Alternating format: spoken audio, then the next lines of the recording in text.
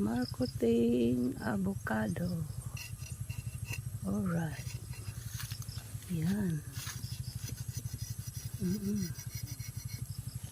Marcot avocado. Hybrid avocado, friend. Mga markot natin. Ayan o. Ang baba lang niya. Hindi mataas. Kaya best talaga siya for marketing. Ayan na. Compost na soil ang ginamit natin. Dua. Kana, doble ha. Okay. Yan ang malaking puno to. Hybrid siya. Tsaka hindi siya mataas ng puno. Kaya dito na kami nagmarkot.